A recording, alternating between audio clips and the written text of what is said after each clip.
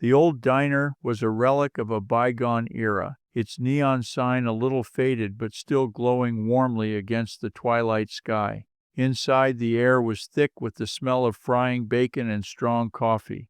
Maria, her apron dusted with flour, wiped down the counter, her eyes scanning the empty tables. Business had been slow lately. The bypass had taken most of the through traffic, leaving places like hers struggling to survive. A beat-up pickup truck rumbled to a halt outside, and a man, weathered and kind-eyed, stepped out. He wore a faded denim jacket and a worn cowboy hat. He pushed open the diner door, a small bell above it jingling. "Evening," he said, his voice a low rumble. "Mind if I join you?" "Not at all," Maria replied, a genuine smile creasing her face. "What can I get for you?"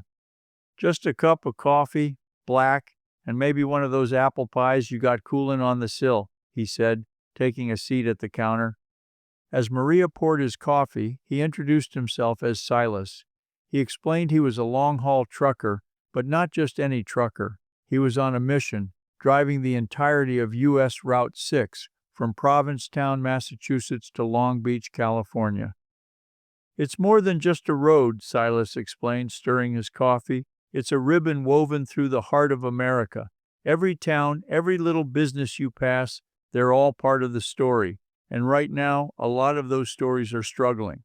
Maria nodded, her gaze distant.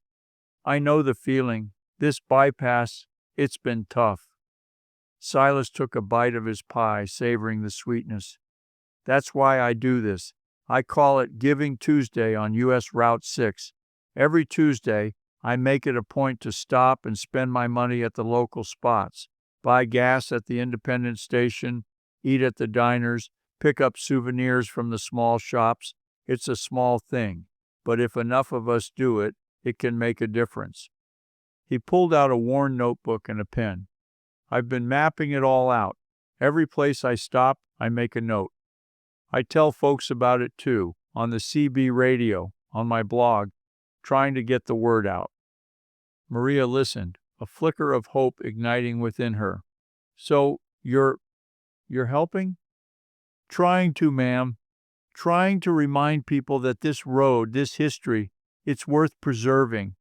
And the people who keep it alive, they're worth supporting." Silas finished his pie and coffee, leaving a generous tip. "You make a mighty fine pie," he said, "and that coffee's just what I needed." "Thank you," Maria said, her voice filled with emotion. "It means a lot. Hearing you talk, it gives me hope." Silas smiled. "Keep that hope alive, Maria, and keep that pie coming. I'll be back this way next Tuesday." As Silas drove away, the glow of his headlights disappearing down the highway, Maria looked around her diner. It was still quiet, but the quiet felt different now. It felt like a pause, a moment before something new began. She thought about Silas and his mission, about the simple act of choosing to support the places that made Route 6 special.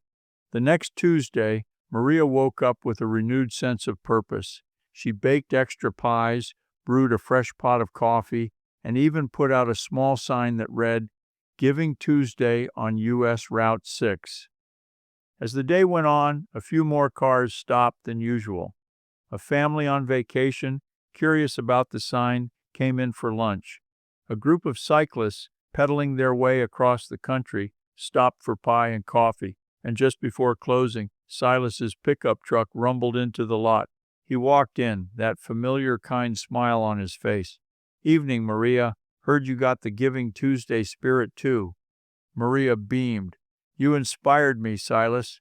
And you know what? It's been a good day. A really good day." Silas sat at the counter, ordering his usual. "See? It's not just about logging miles. It's about connecting, about remembering that every stop, every purchase, it's a way of saying thank you to the people who keep this country moving. Any Tuesday can be Giving Tuesday if you choose it to be."